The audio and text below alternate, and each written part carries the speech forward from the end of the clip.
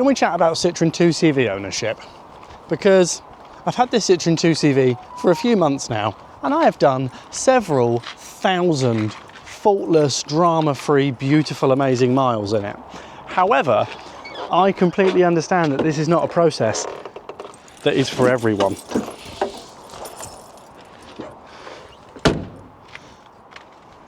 But it's definitely for me. So things you need to know before you embark on 2CV ownership. They don't have cup holders, so one of these is essential. They all have their own little quirks. This one, for instance, let's go, full choke, pump, pump.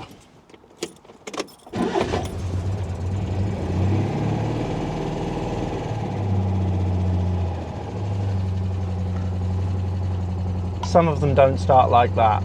This one does. There's no radio, so buy a good Bluetooth speaker. When they're tuned and set up right, they are unbelievably good on fuel. I've been daily driving this to work and back, and my daily drive to work and back is about 6-7 miles each way. And then I've been out for loads of nice little, you know, cool drives in the sunshine and stuff like that. And I put like 20 quid a week in it, because it just works. I'm going to the toilet, I'll be back in a minute. I'm gonna go make sure that I've shut my door because I've got OCD.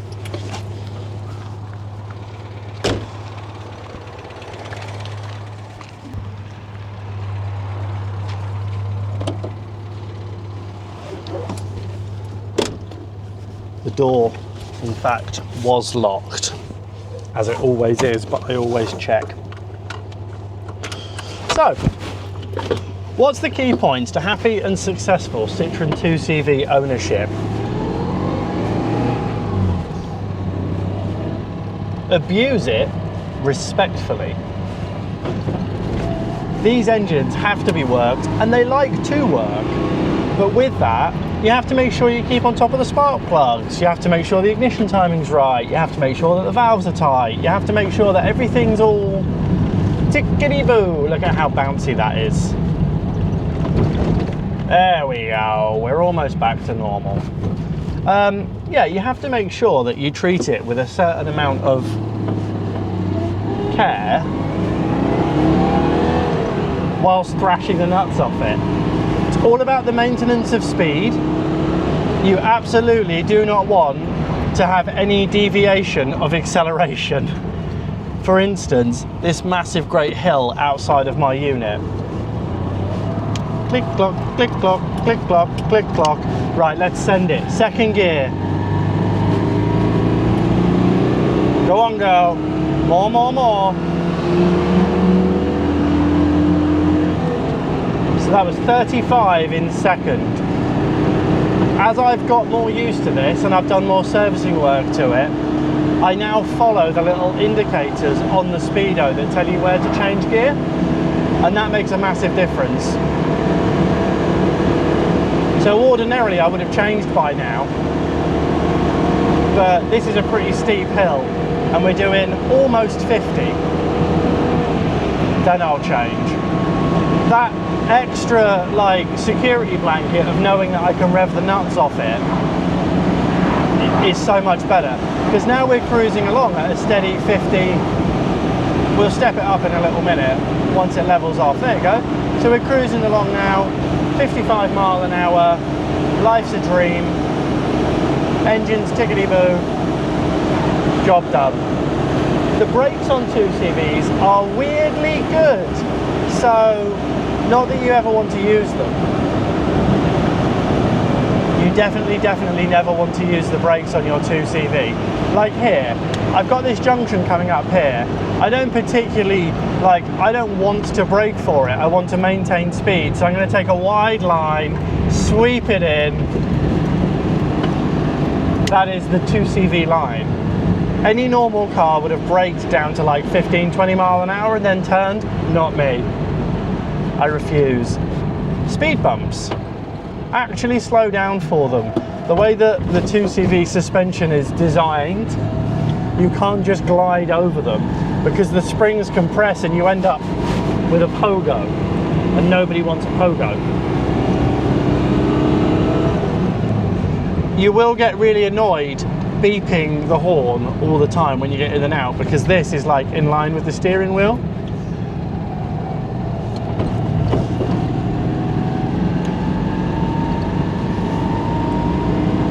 Everyone smiles at you in a 2CV, particularly this cyclist, which we're going to overtake and then allow him to overtake us.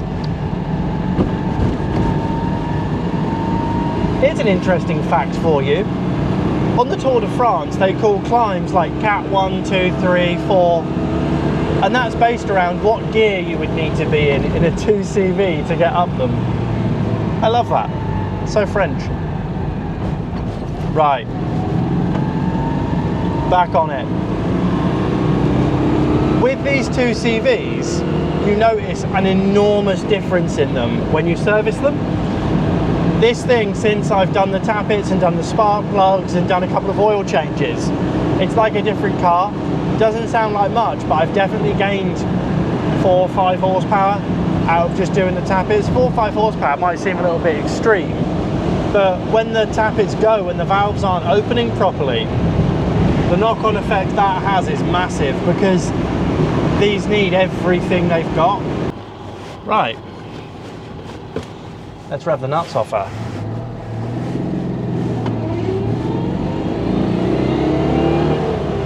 The gear change is something that people always say they have to get used to. But I think it's beautiful. I love the push and pull nature of it. I think it's wicked. Right, send it. That is full attack. That is full speed acceleration.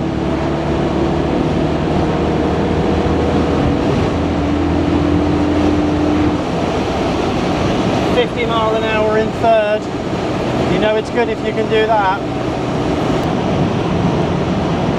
Yeah, boy. Lean her in.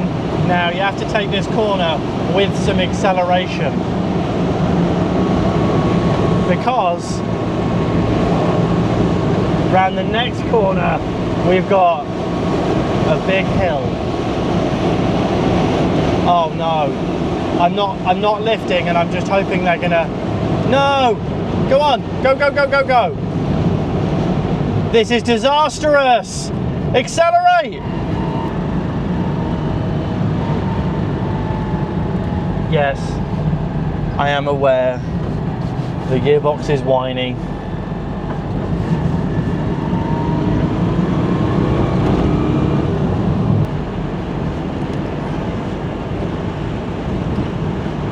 The other good thing about 2CVs is parts for them are so cheap.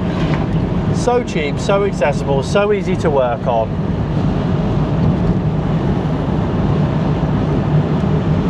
And also, sat in this traffic, going through here, I could be in any car in the world and I'd only be as fast as the car in front.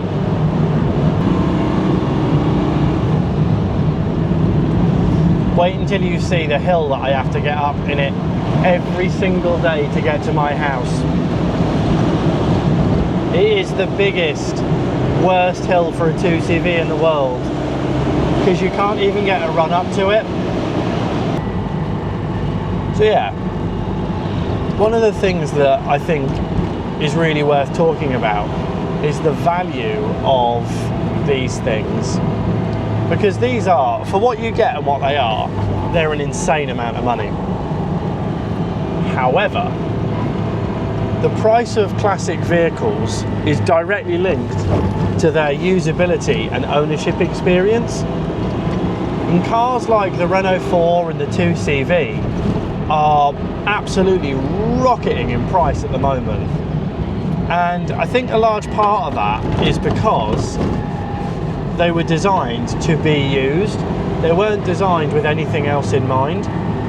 So they're cheap to work on, cheap to build, they're reliable, and they function as a basic form of motoring, so you generally don't get too many issues with them.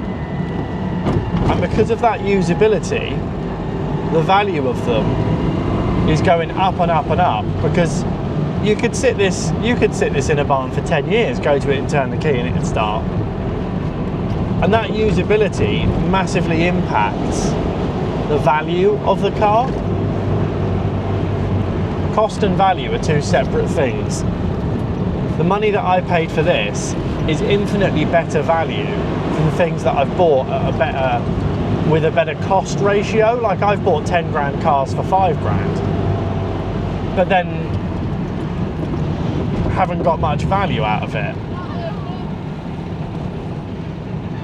There's a lot of children in the road.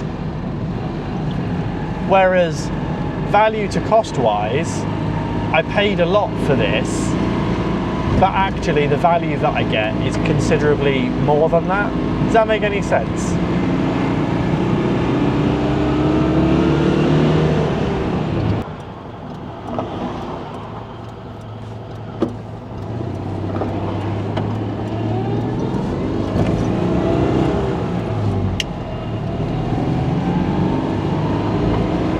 Are you ready for the mega hill?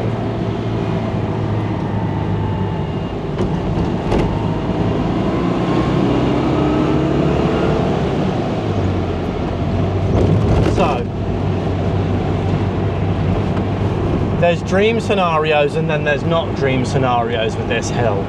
So what I like to do is I like to just stop here for a second, collect my thoughts, see what's happening on the traffic point of view, give it a second.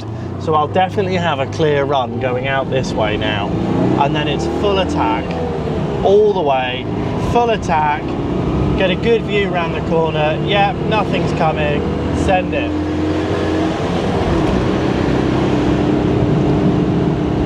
We've made it. If you're doing more than 35 before you get to the incline here, you can make it all the way up in third.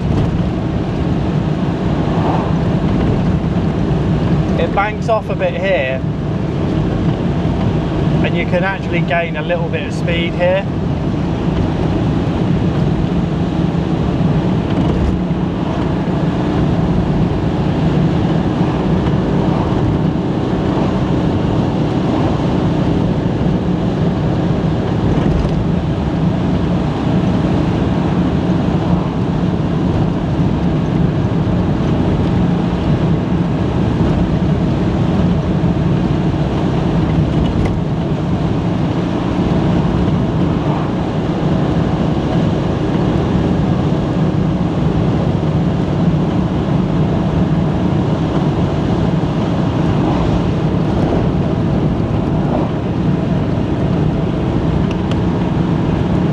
Come on, Vicky, you can make it. And I know you're hot, and I know it's a warm day, but you can get there. You can do it all in third, I promise you. I promise you, you can get there. Go on, girl, just round this corner.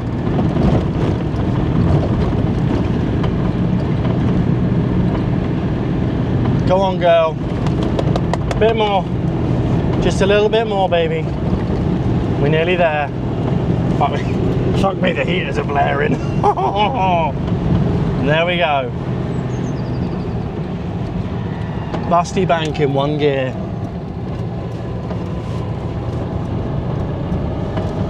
Good girl. And that was my rather warm drive home in the Citroen 2CV. It was great. Let me show you some features of a Citroen 2CV, because a lot of people like don't know what these have. Handbrake is there. And once the handbrake's on, if you pull this and twist it, there's a little lock. Gearbox, reverse, first, second, third, fourth, hot, cold. You push that lever in, you get heat to your feet. You pull that lever out, you get demist. This button here, you twist that, closes the vent. fog light, fuel gauge, speedo, indicators, lights, dipped, and then main, dipped, wipers, and then when you push that, you get a little squirt of water, and then that tells you that you've got brake fluid. That turns on the hazard lights. That adjusts the angle of the headlights. That's your choke cable. That's it, really. That is a 2CV. In a nutshell, I'm really hot. I need to have a beer, so I'm going to go and have a beer and edit this video. I'll have a 2CV. They're great. Also, while we're here, we're going to talk about what makes a great 2CV and what makes a normal 2CV. A great 2CV is original and unmessed with, because anyone can go online and buy replacement patent parts, but one that's got all this nice patina and it's all nice and original, that is the du chavo you want. You want one like that.